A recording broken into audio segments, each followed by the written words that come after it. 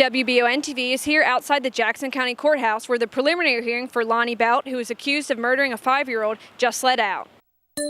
All this month, get up to $50 off any Android smartphone from Appalachian Wireless. Any Android you desire. All $50 off with 2-year agreement. Better service, bigger savings. That's today's Appalachian Wireless and East Kentucky Network Company.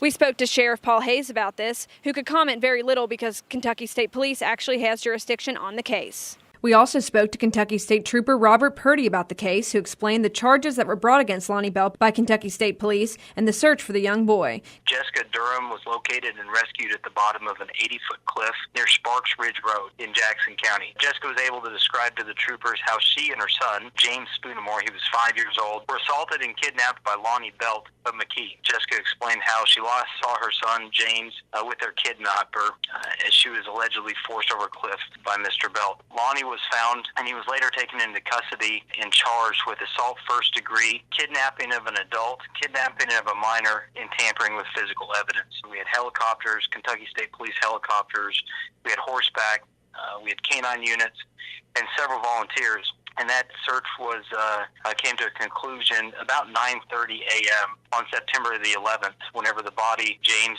Spoonamore, was located. Following finding James, Lonnie Belt was also charged with murder. He has been lodged in the Jackson County Detention Center. Kentucky State Police detectives testified that Belt did in fact beat Spoonamore to death with a metal object today in court, as to leave no witnesses to the beating of the child's mother. The murder weapon, the metal pipe, has not been located. The murder case is now being waived to a grand jury as the judge decided there is enough evidence against Belt to send the case off. He is now being held on a $1 million bond.